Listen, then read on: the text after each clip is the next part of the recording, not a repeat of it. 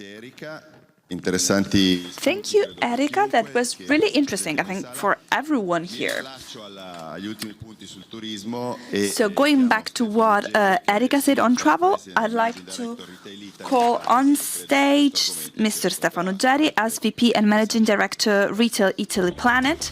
And I believe he will tell us more about this topic. Thank you.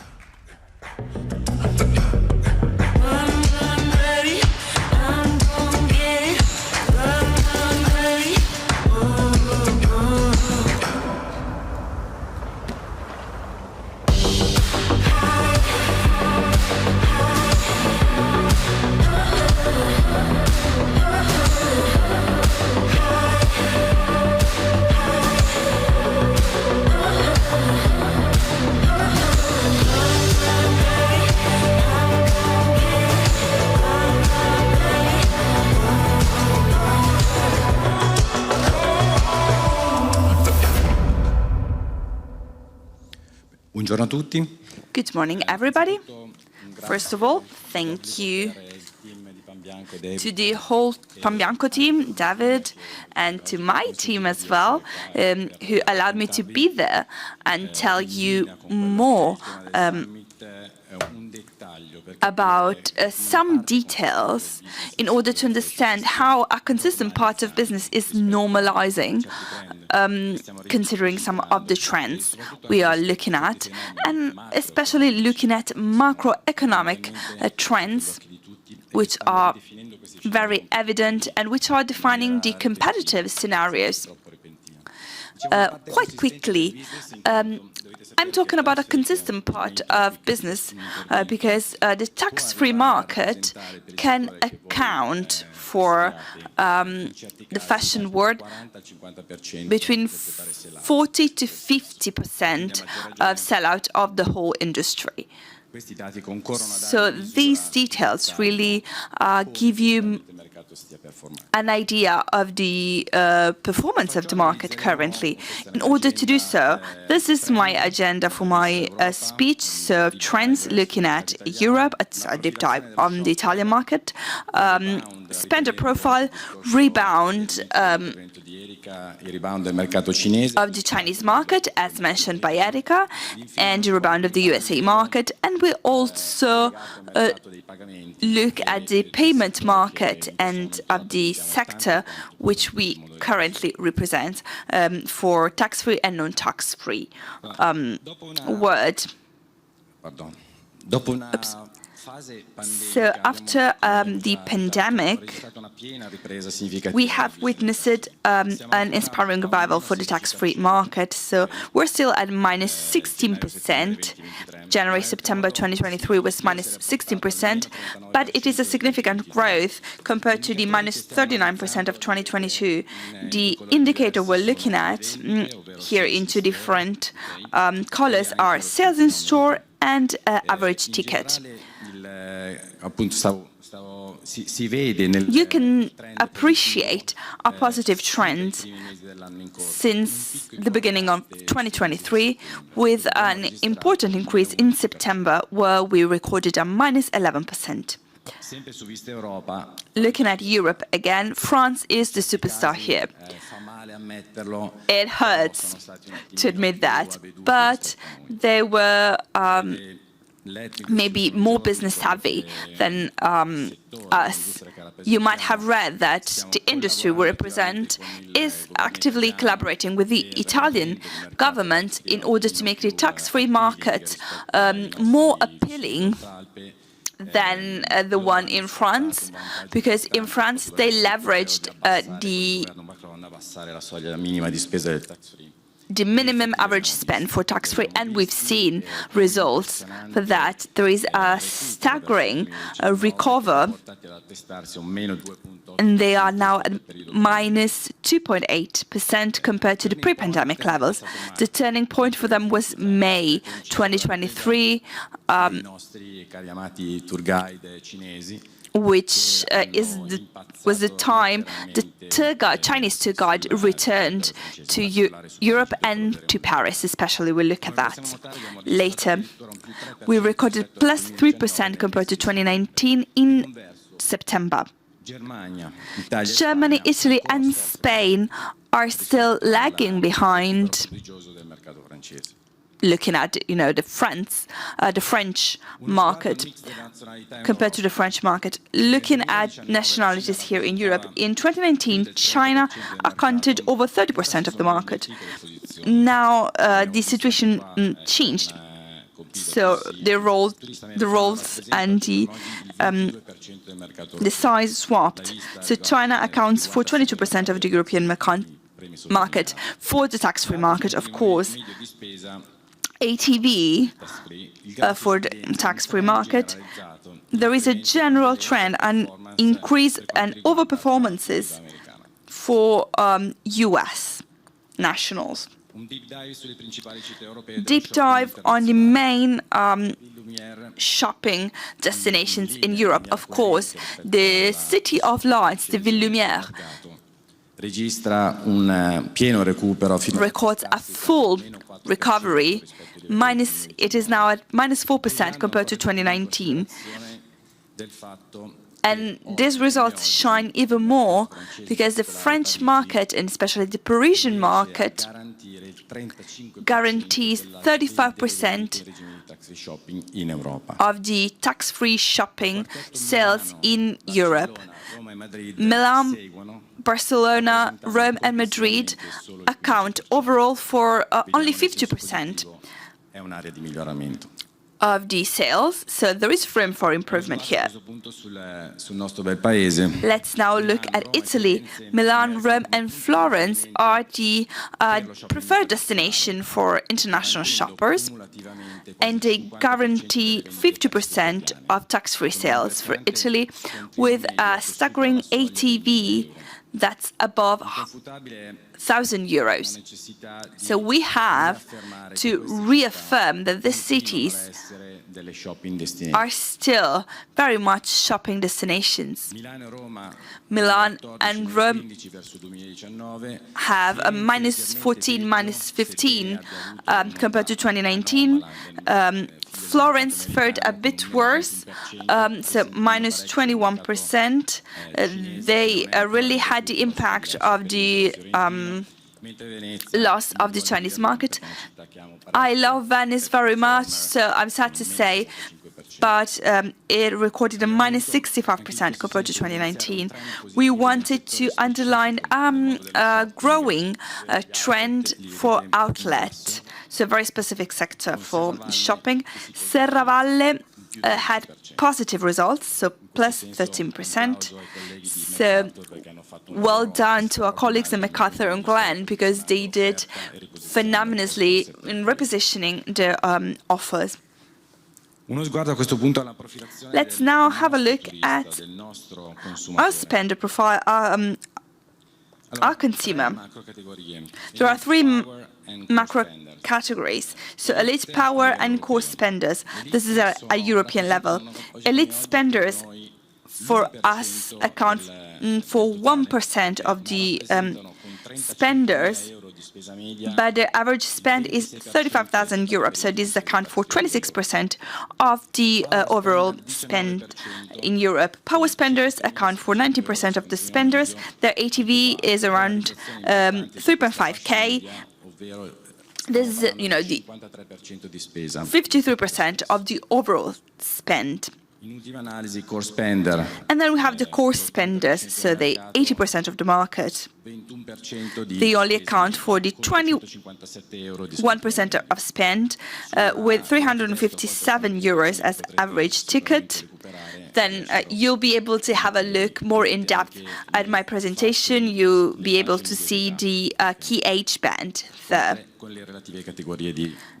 and the top three categories in terms of merchandise. Then we can look at Italy. The situation changes quite drastically, I would say, because I don't want to dwell too long on this, but there is a polarization on the power spender brackets. So there's a 35% of the spenders accounting for 61% of the overall spend, with an average ticket of almost 3K. Se posso suggerire qualcosa, So if I may suggest something to my colleagues in the world of fashion, bisogna concentrarsi we have to focus sul fatto di fidelizzare questa fascia di spesa e questa fascia di spenders. on building relationships with this type of spenders, so power spenders. What about China? Is this aligned with the macro and microeconomics trends underlined by Erika? Well, tourism from China is recovering, but now we have to consolidate this trend. In 2022, we had a negative delta compared to 2019, it was minus 95%. Now the trend is positive. We're now at a minus 80% with this type of granularity. Milan minus 70%, Rome minus 73%, Florence minus 78%. As I said, Venice is minus 87%.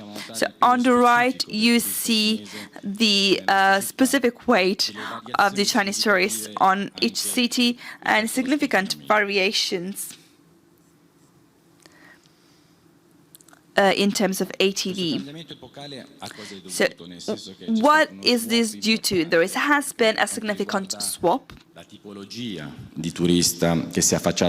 in terms of tourists visiting Italy.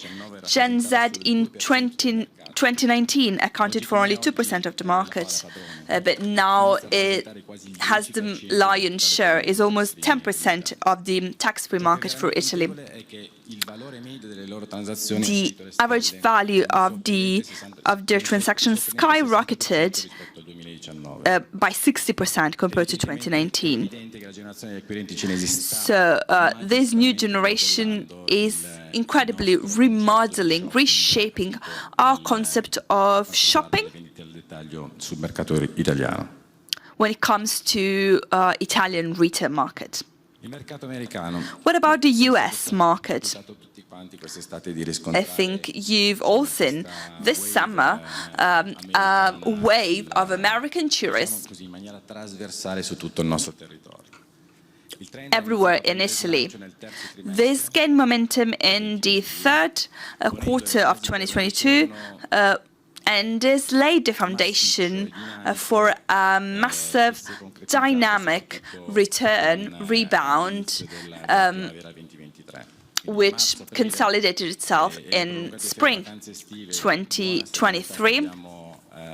So a spring break and a long Italian summer helped this incredible recovery for this market, this segment, this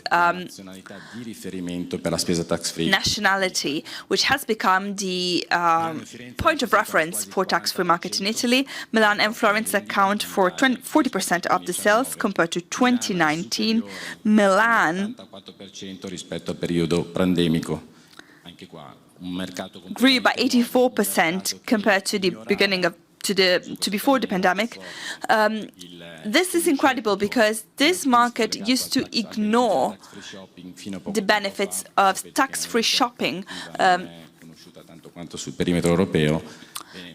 before the pandemic, because as you know, they were not aware of VAT as much as we are in Europe. So the engine has started. So if I can tell you something, the Italian market, the US market will continue on growing, and this will create a gap with the Chinese market. Of course, the driver of this incredible growth has been the Gen Y, which account for 5%. They are dynamic travelers. They have redefined the concept of expense. The ATV rounds 8.5K, so fivefold what it was in 2019. US tourists are cross-medial, so they go from watches and jewelries to extra luxury. They seek a shopping experience that is unique, so something they cannot find in their own country, in their own area. This abbiamo riscontrato evidentemente con l'aumento della transazione media che registriamo essere quasi del 40%. is shown in the increase of the average transaction value by 40% almost. I don't want to bore you today, but I wanted to also to share the results of a survey we created with Census-wide this year. Census-wide is quite a well-known scientific entity in the sector. So we surveyed around 14 respondents from 14 countries in different age brackets. We wanted to understand what was the output, what was the actionable that we can guarantee to the market, managing tax-free market and payment sector. It might sound obvious, but I wanted to share one channel in the world of retail, so the online world. I don't want to spoil you the content of our research, which I'm going to provide to you later. But I wanted to underline how the purchase attitude and purchase experience changes based on age brackets. Here, in Italy, PayPal is the preferred method. So if you don't have PayPal on your e-commerce, basically you're out of the game. This is the main output we found from this round of interviews. It is as important as credit and debt circuits. Erika mentioned something about the American market and the age brackets, where the attitude to purchase changes based on the loyalty systems and the ability to offer purchase experiences that are as frictionless as possible. So we need to make shopping agile, online shopping agile. Garantire la propria spesa, la finalizzazione del proprio is crucial nella propria currency sta diventando un elemento as much as buying in your own currency is. 86.4% of shoppers who shop online would like to pay in their home currency. So this is something that needs to be implemented. We are discussing this with our brands in order to redefine the logics of an e-commerce that cannot be standard. It has to be personalized based on the profile of the spender. 34.4% of online shoppers would like to see the item's price in their own currency. And last but not least, online shoppers prioritize some factors like payment method acceptance. For example, that would be the main thing. But they also would like to be able to have simple returns, returns that have to be easy, and they would like to have an overall visibility of shop stocks, because the cart abandonment rates are mainly due to these three factors. So the goal we set ourselves is to find with retail structures e-commerce, CRM, finance sectors, we would like to find strategies that are able to profile spenders, national or international spenders, and also to find an improved internal communication, because we know that the information is divided, so e-commerce does not talk to the brick-and-mortar retail and so on. So we would like to support brands who believe in this omnichannel approach. So I invite you to download our insights, because it is quite up to date, and it can also give you an idea of what might happen in the future, especially in terms of stabilization of the market, which I believe is our challenge for 2024. Thank you very much.